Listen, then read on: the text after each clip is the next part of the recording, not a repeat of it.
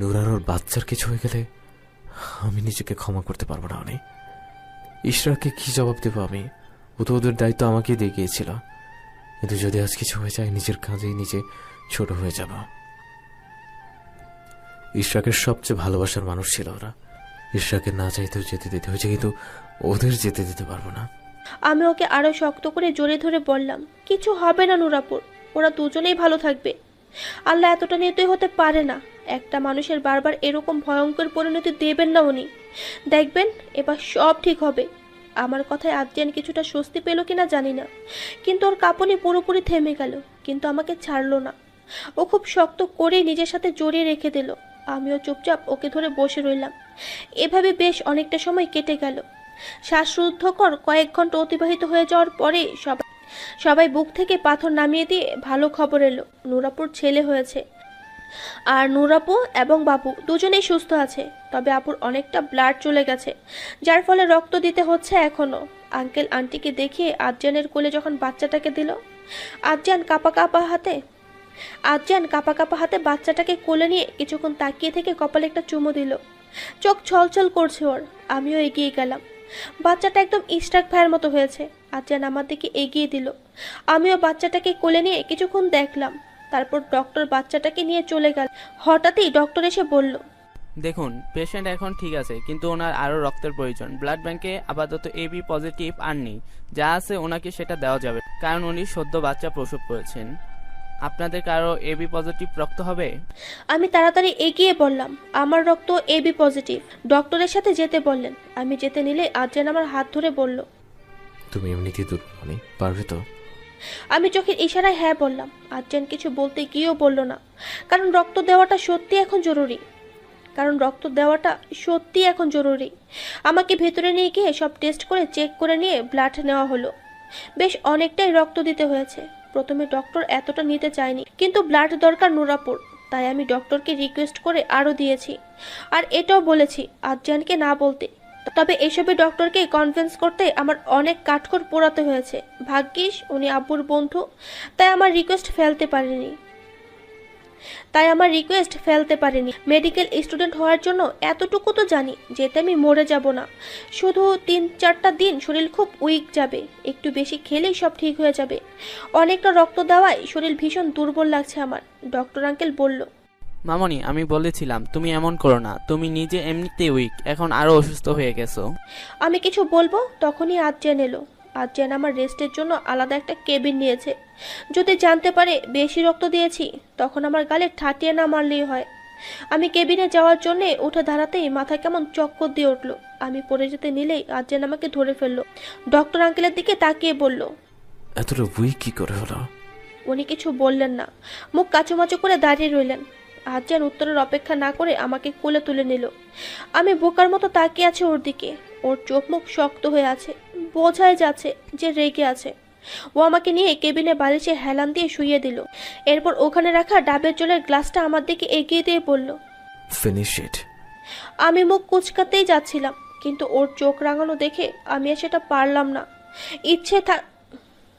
ইচ্ছে না থাকা সত্ত্বেও ঢকঢক করে গিলে ফেললাম।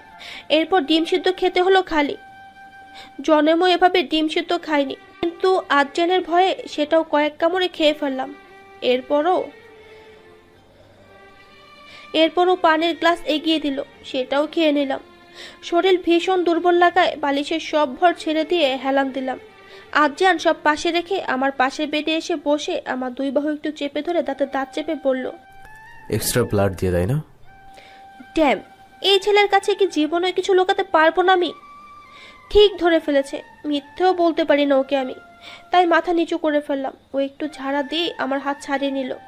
অনেক কেবিন এসো, একটু পর ফ্রুটস খাইয়ে দিও একটু। হ্যাঁ, আমি দেখে আসছি বেবি ঠিক আছে কিনা। বলে আমার দিকে না তাকিয়ে বলল, আশা করি ফ্রুটসগুলো খেয়ে আমাকে উদ্ধার করবে। এটার জন্য আমাকে অন্তত কিছু বলতে হবে না। আমি মুখ ফুলে তাকিয়ে রইলাম ওর যাওয়ার দিকে। এভাবে ওভার রিয়েক্ট করার কি আছে? মরে গেছে আমি, কিন্তু আমার মনে আরেকটা প্রশ্ন জাগছে, নুরাবি পড়লো কি করে? এই শেষ মুহূর্তে হঠাৎ এমনি স্লিপ কেটে পড়ে গেল, যেখানে আপু খুব সতর্ক মানুষ ছিল। এটা কি সত্যি অ্যাক্সিডেন্ট? কেমন যেন খটকা লাগছে। রাতটা পার হয়ে বিকেল অবধি হসপিটালেই কাটলো। সন্ধ্যায় চলে এলাম আমরা। নুরাপু ভালো আছে এখন, আর বাচ্চাও কিছুদিন হসপিটালে থাকবে। সাথে আঙ্কেল আন্টি তো আছেই। আজ্জান সারাদিন আমার যথেষ্ট কেয়ার করলেও দরকার ছাড়া কথা বলেনি। আর যেটুকু করেছে আপনি করে করে বলেছে। ভীষণ রেগে আছে বাবু সাহেব। আমি খাটে হেলান দিয়ে বসে আছি, ও খাইয়ে দিচ্ছে আমায়। আমাকে খাওয়ানোর সময়ও কিছু বলল না। আমার ভালো লাগছে না ওর এই রাগ করে থাকা। সব ঠিক করে শুতে নিলেই আমি নিচু গলায় বললাম, সরি। ও কোনো উত্তর না দিয়ে নিজের মতো কাজ করছে। আমি এবার কাঁদো কাঁদো গলায় বললাম, সরি তো, আর হবে না। ও এবার ঠোঁট কামড়ে নিজের চুলগুলো উল্টে ধরে তারপর আমার দিকে তাকিয়ে আমার দুই বাহু টাইট করে ধরে বলল, সরি। হ্যাঁ সরি। এরকম কেন করিস তুই? আমাকে টেনশনে ফেলে কি মজা পাস বল? বুঝিস যে আমার ভয় হয়, দম আটকে আসে। কতবার বোঝাবো তোকে সব? ব্লাডের ব্যবস্থা ঠিকই হয়েছে তো কে বলেছিল এসব করতে? হ্যাঁ, তো কিছু হয়ে গেলে আমার কি হবে ভেবে দেখেছিস তুই? মেরে ফেলতে চাস আমায়? কিভাবে বোঝাবো যে তোকে আমার কতটা প্রয়োজন? কি করলে বুঝবি যে ভালোবাসি তোকে? বল কি করলে? আমি অবাক হয়ে তাকিয়ে আছে আদ্রিয়ানের দিকে। কতটা রেগে গেছে সেটাই ভাবছি আমি। কতটা রেগে গেলে আমাকে তুই তুকারিও করতে পারে সেটাই ভাবছি। যদিও ওর এই রাগের মধ্যেও আমার প্রতি ওর সীমাহীন ভালোবাসা লুকিয়ে আছে। ওর ভালোবাসার মারাত্মক পাগলামও লুকিয়ে আছে। ওর কথার উত্তরে কোনো কথাই আর মুখে এলো না, শুধু ড্যাপ ড্যাপ করে তাকিয়ে আছে ওর দিকে। ও আমার বাহু ঝাড়া দিয়ে ছেড়ে দিয়ে শুয়ে পড়লো উল্টো দিকে ঘুরে। আমি মুখ ফুলে তাকিয়ে আছি ওর দিকে। আমি অসহায় চোখে ওর দিকে কিছুক্ষণ তাকিয়ে থেকে ওর পাশ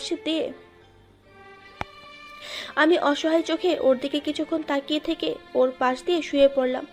কিছুটা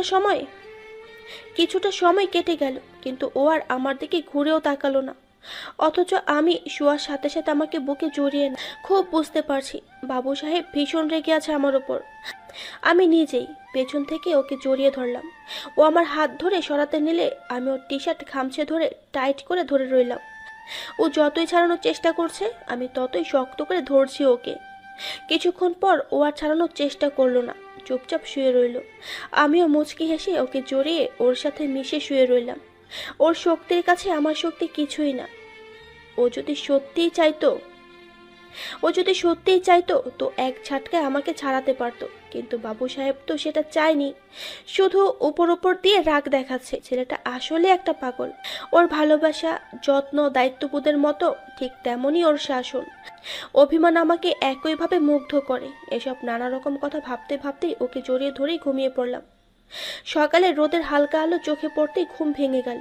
একটা লম্বা হাই তুলে উঠে বসে দেখলাম আদ্রিয়ান নেই পাশে। আস্তে আস্তে উঠে দাঁড়িয়ে বেলকুনিতে গিয়ে দেখি আদ্রিয়ান বেলকুনির রেলিং ধরে দাঁড়িয়ে কফি খাচ্ছে আর এক দৃষ্টিতে দূরের দিকে তাকিয়ে আছে। বুঝতে পারছি এখনো রেগে আছে আমার উপর, কারণ রোজ সকালেই ও আমার কপালে চুমু দিয়ে আমায় ঘুম থেকে তোলে। উফ, এই ছেলের ভালোবাসা যত মারাত্মক, রাগ তার চেয়েও বেশি মারাত্মক। তবে আমিও দেখি এই ছেলে কতক্ষণ রেগে থাকতে পারে আমার উপর। আমি গিয়ে ওকে পেছন থেকে জড়িয়ে ধর। ওর এক হাতে কফির মগ, তাই আরেক হাত দিয়ে আমার এক হাতের উপর হাত দিয়ে সরাতে নিল, কিন্তু আমি ছাড়লাম না। আদ্রিয়ান বলল, অনি ছাড়ো।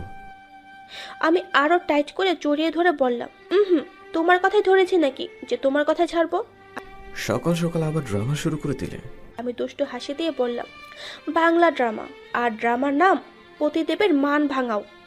আমার কথায় ওর মুখের রিয়াকশন ঠিক কেমন হয়েছে সেটা বলতে পারছি না, কারণ ও উল্টো ঘুরে আছে। কিছুক্ষণ পর ও বলল, ফ্রেশ হয়ে নাও, তোমাকে খাইয়ে হসপিটালে যাব আমি।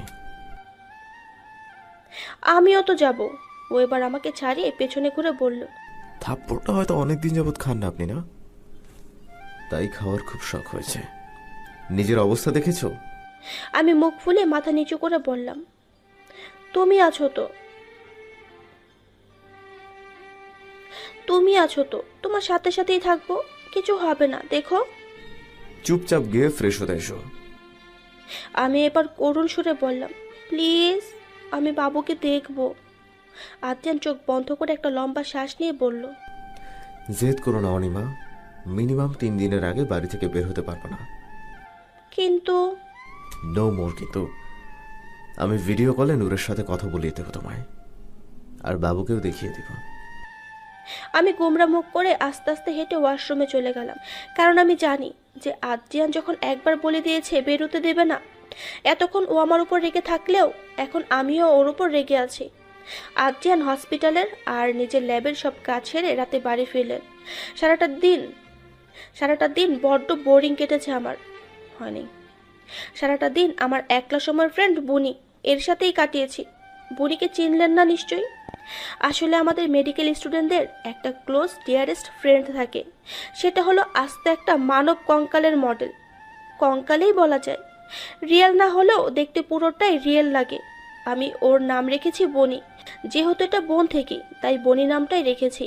তো ওটাকেই কোলে নিয়ে বসে বসে কথা বলছিলাম, তখনই ও রুমে এলো। যেহেতু আমি ওর দিকে একবার আর চোখে তাকিয়ে বোনের দিকে তাকিয়ে বিড়বিড় করে বললাম, দেখলি এলো সারাদিন পর। হুঁ, মুখে এত কেয়ার, আসলে সবটাই আমাকে ঘরে আটকে রেখে দেওয়ার ধান্দা। আদ্রিয়ান ট্রাই খুলতে খুলতে ভ্রু কুচকে বলল, কি বিড়বিড় করছো? আমি নিজেকে সামলে একটা মেকি হাসি দিয়ে বললাম, না কিছু না, তুমি বসো, আমি তোমার খাবার আনছি। না ম্যাম, আপনাকে এত কষ্ট করতে হবে না, আমি মনিকে বলে দিয়েছি এক্ষুনি নিয়ে আসবে।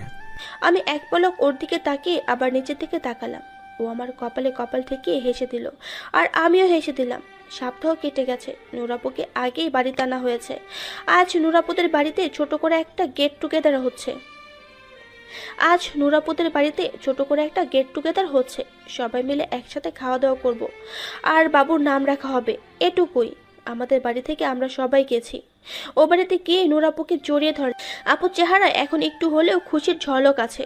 মা হয়েছে তো, নিজের সন্তানকে কুলে নিয়ে বুকে জড়িয়ে নিজের বুকের চাপা কষ্ট কিছুটা হলেও কমাতে তো পারছে। বাবুটাকে কুলে নিয়ে কিছুক্ষণ আদর করলাম। বাবুর নামকরণের দায়িত্ব নুরাপু আমার আর আদ্রিয়ানের উপর দিল। আমি আর আদ্রিয়ান পাশাপাশি সোফায় বসেছিলাম, বাবু আমার কোলে। আমি আর আদ্রিয়ান দুজনেই ভাবছি আর বাবু দেখছি।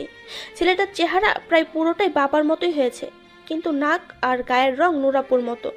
ইশরাক ভাইয়া উজ্জ্বল শ্যামবর্ণের ছিলেন যদিও, কিন্তু নুরাপু বেশ ফর্সা, আদ্রিয়ানের মতোই। কিছু একটা ভেবে আমি আদ্রিয়ানের দিকে তাকিয়ে বললাম, ইশরার।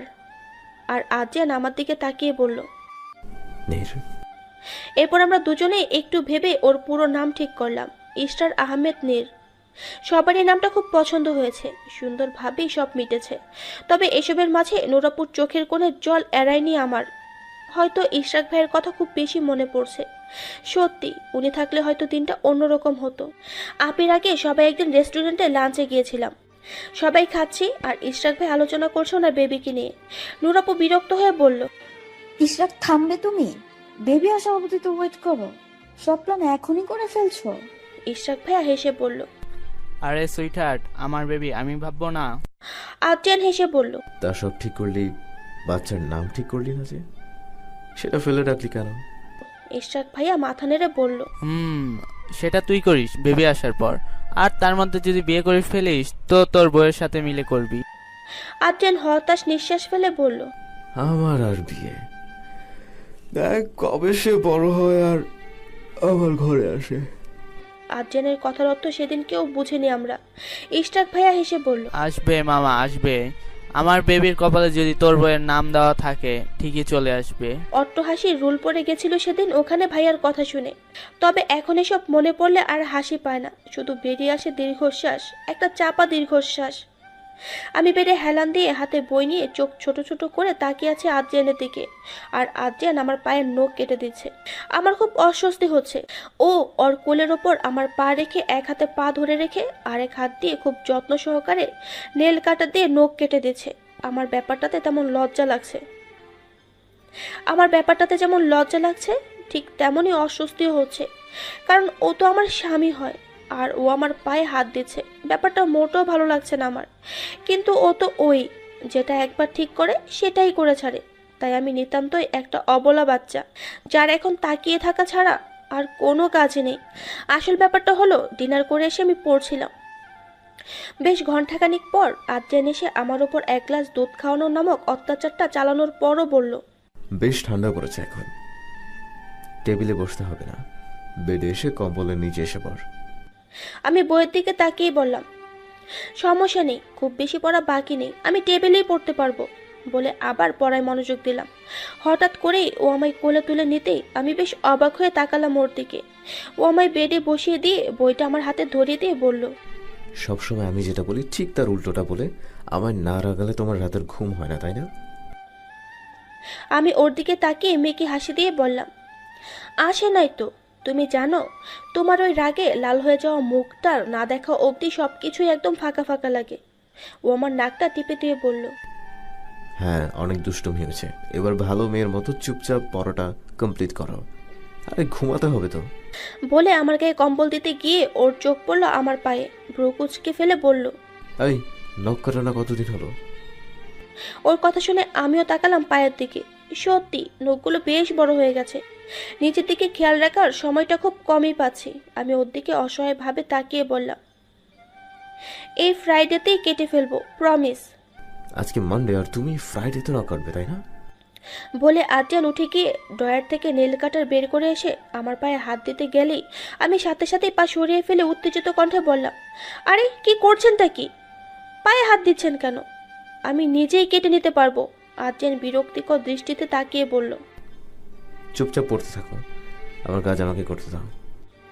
বলে ও আমার পা ধরে নিজের কোলের ওপর নিয়ে নিল। আমি আর কি বলবো, জানি কিছু বলেও লাভ নেই, তাই চুপচাপ শুধু দেখে যাচ্ছি ওর কাণ্ড। হঠাৎ ওর কথাই হুঁশ এলো আমার। ও গম্ভীর কণ্ঠে বলল, আরে আমার দিকে এইভাবে তাকিয়ে না থেকে পড়াটা কমপ্লিট করো। আমিও মুখ ফুলিয়ে রেখে পড়ায় মনোযোগ দিলাম। নখ কাটা কমপ্লিট হতে হতে আমার পড়াটাও শেষ হয়ে গেল। আমি একটা হাই তুলে ওকে কিছু বলবো তার আগে ও আমার হাত ধরে সামনে নিয়ে নখ কাটতে নিলে আমি বললাম, আর্জেন প্লিজ প্লিজ, বা হাতেরটা কেটো না, অনেক কষ্টে বড় করে ডিজাইন করে কেটে রেখেছি। আর্জিয়ান পাতা না দিয়ে আমার হাত চেপে ধরে রেখে বলল, এসব ফালতু স্টাইল কে শিখিয়েছে তোমাকে? এরপর যেন হাত বা পায়ের নখ একটুও বড় না দেখি। বলেই আমার এত সাথে নখগুলো সব কেটে দিল। রাগে দুঃখে কিছু বলতেও পারছি না, আর সহ্যও করতে পারছি না, শুধু কাঁদো কাঁদো মুখ করে তাকিয়ে আছে ওর দিকে। নখ কাটা শেষ হতেই আমি বিরক্ত নিয়ে বললাম, হয়ে গেছে তোমার, এবার ঘুমোই। আদ্রিয়ান মুচকি এসে আমাকে বুকে টেনে নিয়ে জড়িয়ে ধরে বলল, রাগ হয়েছে আমার উপর? আমি এবার একটু রেগে গেলাম। আমি ওর বুকে একটা কিল মেরে বললাম, সবসময় জ্বালাও তুমি আমায়, যত খুশি এখন জ্বালিয়ে নাও, যখন আমি থাকবো না তখন দেখবো কার উপর এসব যখন আমি থাকবো না তখন দেখবো কার উপর এসব টর্চারগুলো করো তুমি। যেদিন চিরকালের মতো হারিয়ে যাব সেদিন বুঝবে। এটুকু বলার সাথে সাথে ও আমার হাত ধরে একটানে বেডে ফেলে দিয়ে দুই হাত শক্ত করে চেপে ধরলো বেডের সাথে। ওর দিকে তাকিয়ে ভয় পেয়ে গেলাম আমি। চোখ লালচে হয়ে আছে, ঠোঁট কাঁপছে, দেখেই বোঝা যাচ্ছে যে মারাত্মক রকমের রেগে আছে আমার উপর। ও দাঁতে দাঁত চেপে বলল, আজ বলেছো, ভবিষ্যতে এরকম কথা উচ্চারণ করলে আমার চেয়ে খারাপ আর কেউ হবে না।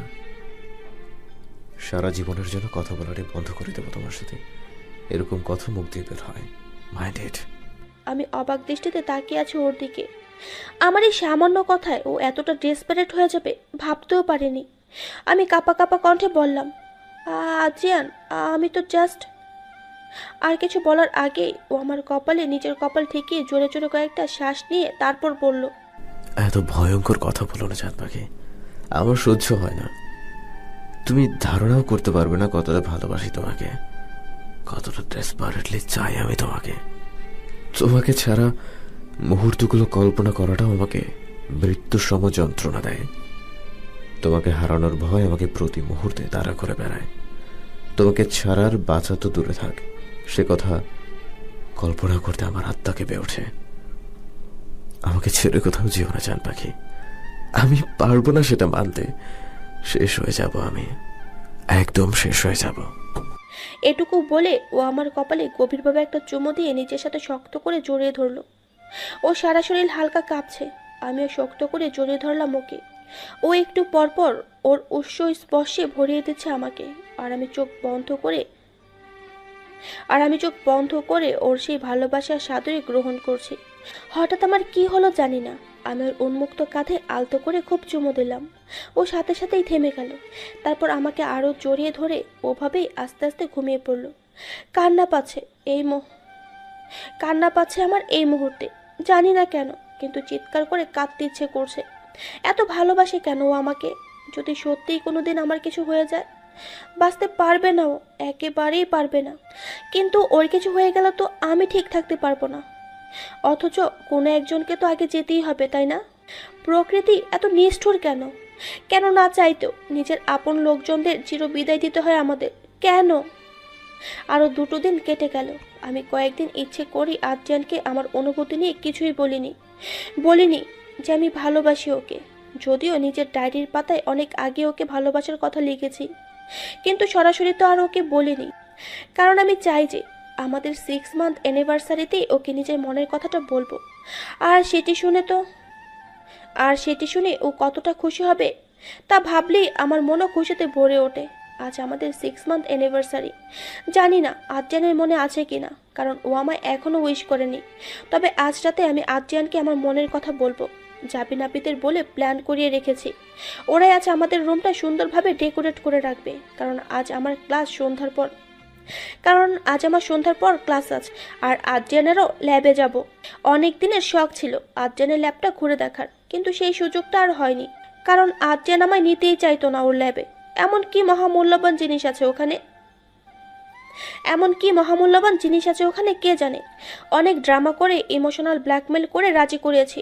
প্রথমে ওখানে যাব, তারপর ওখান থেকে সোজা মেডিকেল। সুতরাং দুজনেই আজ বাড়িতে থাকবো না। খাওয়ার টেবিলে হঠাৎ বাবা বললেন, ইফাস, আদ্রিয়ান।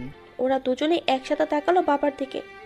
বাবা বললেন, তোমাদের বিয়ের পর তো তোমরা এখনো কোথাও ঘুরতে যাওনি, তাই আমি চাই তোমরা বাইরে কোথাও থেকে ঘুরে আসো। তোমাদের কি মত? ইফাস ভাইয়া বললেন ওনার কোনো সমস্যা নেই, আর আদ্রিয়ান বলল ওরও সমস্যা নেই। আমরা দুজনেই খাওয়া শেষ করে বেরিয়ে পড়লাম। বেরোনোর আগে ইশারায় জাবিন আর আপিকে থামস অ্যাপ দেখিয়ে আসছি।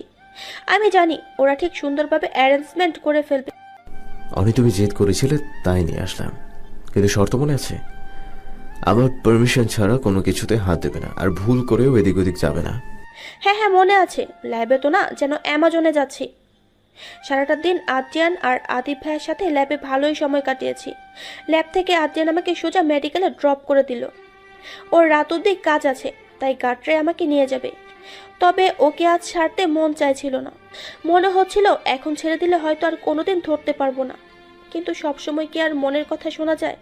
আমি ক্লাসে যেতেই অরু, ইস্যু, ঐশী ওরা সবাই মিলে একে একে আমায় জড়িয়ে ধরে কংগ্রেচুলেট করলো 6 মান্থ অ্যানিভার্সারি। অরু বলল, কি রে ভাইয়া, কি গিফট দিল? আমি মুখ ফুলিয়ে বললাম, এখনো উইশ করিনি খবিসটা। কি জানি মনে আছে কিনা। আরে আছে, এটা ভোলার মানুষ জিজু না। দেখ, কোনো সারপ্রাইজ অ্যারেঞ্জ করছে হয়তো। তুই কি দিবি জিজুকে? আমি মুচকে এসে বললাম, ও অনেকদিন যাবৎ বলছিল একটা কালো ঘড়ির কথা, তাই সেটাই কিনেছি। আর তার সাথে একটা লাভ লেটার কার্ড, যেখানে আমি আমার মনের সব কথা লিখেছি। আর ওর ফেভারিট লাল গোলাপ ফুল সব রুমে বেডের উপর সাজিয়ে রেখে এসেছি। ওরও খুঁচা মেরে বলল, আরে বাহ, আজ রাত তো ফুল রোমান্টিক হবে, তাই না? আমি লজ্জা পেয়ে মাথা নিচু করে ফেললাম। এরপর স্যার এলো। ক্লাস শেষ করার পর আমরা 3rd ফ্লোরে গিয়ে একটু রেস্ট করি। স্যারের কাছে কাজ আছে, তারপর চলে যাব। একটু অস্থির লাগছে, তাই অ্যাপ্রন খুলে ওদের ওখানে বসতে বলে আমি ওয়াশরুমে গিয়ে ফ্রেশ হয়ে নিলাম। তারপর বেলকনিতে গেলাম। বেলকনি বলে ভুল হবে, ছোটখাটো ছাদই বলা যায়। ওখানে গিয়ে একটু হেঁটে নিজেকে রিফ্রেশ করছি। একটা এক্সাইটমেন্ট কাজ করছে। আজ আদ্রিয়ান জানবে আমার মনের কথা। কি বলবে ও সব শুনে? কি করবে? শক্ত করে বুকে জড়িয়ে ধরবে? আজ আমাকে সম্পূর্ণরূপে নিজের করে নেবে? কতটা খুশি হবে ও? এইসব ভাবতে ভাবতে ফোন বেজে উঠলো। তাকিয়ে দেখি আদ্রিয়ান কল করেছে। মুচকি হেসে রিসিভ করে রেলিংয়ের কাছে গিয়ে দাঁড়ালাম। আদ্রিয়ান বলল, ক্লাস শেষ? হ্যাঁ, এক্ষুনি চলে আসবো। তাড়াতাড়ি বাড়ি চলে যাও জান পাখি, আমি তাড়াতাড়ি আসার চেষ্টা করবো, কেমন? আমি কিছু বলার আগেই কেউ আমার পিঠে হাত রাখলো। আমি পেছনে তাকিয়ে দেখি সেই কালো পোশাক, হুডি আর মাস্ক পরা লোকটি দাঁড়িয়ে আছে। সে বলল, সারপ্রাইজ, হ্যাপি 6 মান্থ অ্যানিভার্সারি। ওপাশ থেকে আদ্রিয়ান ক্রমশ হ্যালো হ্যালো বলেই যাচ্ছে। আমি কাঁপা কাঁপা গলায় বললাম, কে আপনি? আমার কথার উত্তর না দিয়ে সে বলল, তোমার গিফট নেবে না? বলে আমার গলা ধরে রেলিংয়ে চেপে ধরলো। আমি ভয় পেয়ে গিয়ে বললাম, না না না না, please don't do this please. আজ ওপাশ থেকে কিছু বলছে, কিন্তু আমি শুনতে পাচ্ছি না। ভয়ে আমার শরীর অবশ হয়ে আসছে। আরেকবার আজ্জান নাম নেওয়ার সাথে সাথে লোকটা জোরে ধাক্কা মারলো আমায়, আর আমি ছিটকে নিচে পড়ে গেলাম। মুখ দিয়ে আজ্জান শব্দটাই গগন কাঁপিয়ে বেরিয়েছিল। কয়েক সেকেন্ড পর প্রচণ্ড জোরে আঘাতে আমার নিঃশ্বাস আটকে গেল। সবটাই অন্ধকার লাগছে। প্রচণ্ড যন্ত্রণায় আমি শেষ হয়ে যাচ্ছি। হয়তো এখানেই শেষ নিঃশ্বাস ত্যাগ করবো আমি। আদ্রিয়ানের বলা সেই কথাটাই বাজছে, আমাকে ছেড়ে কোথাও যেও না জান পাখি। আমি পারবো না সেটা মানতে। শেষ হয়ে যাব আমি, একদম শেষ হয়ে যাব। আমি যেতে চাই না আদ্রিয়ান, যেতে চাই না আমি। প্লিজ আমাকে ধরে রাখো, শক্ত করে ধরে রাখো। আমি হারিয়ে যাচ্ছি। আমি মরতে চাই না, তোমাকে একা ছেড়ে যেতে চাই না আমি। আমাকে বাঁচিয়ে নাও আদ্রিয়ান, প্লিজ বাঁচিয়ে নাও। স্তব্ধ ভরে চারপাশটা একদম নিশ্চুপ হয়ে আছে। সে এক অদ্ভুত নীরবতা, হৃদয়গ্রাসী নিস্তব্ধতা। তার মধ্যে হঠাৎ পাখি কিচিরমিচির আওয়াজ করে উঠছে। বাইরে হালকা কুয়াশায় সবকিছু ঝাপসা হয়ে আছে। সবকিছুই যেন ভারবার লাগছে এই মুহূর্তে। আদ্রিয়ান এক দৃষ্টিতে গভীরভাবে এই কুয়াশা পর্যবেক্ষণ করছে। দুটো হাত রেলিংয়ের উপর। একটু পরপর ধোয়া ওঠা কফির মগটা হাতে নিয়ে একটা করে চুমুক দিয়ে আবার রেলিংয়ের উপর রেখে দিচ্ছে। এই ঠান্ডাতেও গায়ে শুধু একটা চিকন স্লিভসের গেঞ্জি পরে আছে। ওর কি ঠান্ডা লাগছে না, নাকি সকল অনুভূতির ঊর্ধ্বে চলে গেছে ছেলেটা? আদ্রিয়ানের দিকে এক দৃষ্টিতে তাকিয়ে সে কথাই ভাবছি আমি, কিন্তু ওকে কিছু বলতেও পারছে। চুপচাপ বসে আছি বেলকনিতে রেখে দেওয়া ওই চেয়ারটাতে। বেশ অনেকক্ষণ পর আদ্রিয়ান আমার দিকে তাকাতেই আমি ইশারা করে বললাম গায়ে কিছু পরতে, কিন্তু আদ্রিয়ান মলিন একটা হাসি দিয়ে আমার সামনে এসে বসলো। তারপর নরম গলায় বলল, ভোর দেখা হয়ে গেছে না, এবার ভেতরে যাই। ও আমাকে কোলে তুলে রুমে নিয়ে সাবধানে বেডে হেলান দিয়ে শুয়ে দিল। তারপর কপালের চুলগুলো সরিয়ে দিয়ে বলল, এত সকালে না উঠলে হতো না, আর একটু ঘুমাতে পারতে তো। আমি ইশারাতে বোঝালাম যে ঘুম আসছিল না। আদ্রিয়ান একটা দীর্ঘশ্বাস নিয়ে আমার কপালে চুমো দিয়ে বলল, আচ্ছা বসো, আমি একটু ওয়াশরুম থেকে আসছি। হ্যাঁ, তুমি বসো। আমি মাথা নাড়ালাম। ও ওয়াশরুমে চলে গেল, আর আমি ওর যাওয়ার দিকে তাকিয়ে একটা ছোট্ট শ্বাস ফেললাম। মৃত্যু প্রকৃতির একটা নিরন্তর ও অতি স্বাভাবিক ব্যাপার। মানুষ মরণশীল, ম্যান ইজ মর্টাল। ছোটবেলা থেকেই এই চিরন্তন সত্যটা জেনে বড় হই আমরা। মৃত্যু এমন একটা জিনিস যেটার স্বাদ সবাইকেই গ্রহণ করতে হয়, আর সবাই সেটা জানেও। কিন্তু মজার ব্যাপার হলো, সবটা জেনেও মৃত্যুকে ভয় পাই আর এড়িয়ে চলি। আবেগের বশে রেগে বা অহংকার করে মানুষ যতই বলুক না কেন যে আমি মরতে চাই বা মরতে ভয় পাই না, সত্যি তো এটাই। শেষমেশ কেউই মরতে চায় না। মৃত্যু সবার কাছেই ভয়ের। আবেগে ভেসে গিয়ে সুসাইড করে ফেলা মানুষটাও যখন বুঝতে পারে সে সত্যিই মারা যাচ্ছে, তখন সেও বাঁচতে চায়, বাঁচার জন্য কাতরাতে থাকে। বীর সৈনিক দেশের জন্য যখন বন্দুকের সামনে বুক পেতে দিয়ে গুলিবিদ্ধ হয়ে পড়ে থাকে, তখন তার মনেও মরার জন্য আফসোস হয়তো থাকে না, কিন্তু বাঁচার একটা ইচ্ছে ঠিকই থাকে। বাঁচার আকাঙ্ক্ষা আর মৃত্যু ভয় সকল মানুষের মধ্যেই থাকে। আর আমিও প্রায় মৃত্যুর সাথে সাক্ষাৎ করে আসছিলাম বলতে গেলে। সেই ভয়ঙ্কর যন্ত্রণা কিছুটা উপলব্ধি করতে পেরেছিলাম। যন্ত্রণায় মিনিটের মতো কাতরানোর পর জ্ঞান হারিয়ে ফেলেছিলাম। আমি তো ভেবেছিলাম মরেই যাচ্ছি, কিন্তু না, সেটা আর হয়নি। এ যাত্রায় আদ্রিয়ানের আর আমার সকল কাছের মানুষের ভালোবাসা জুড়ে বেঁচে ফিরে আসছি আমি। এসব ভাবতে ভাবতেই হসপিটালের দিনগুলোর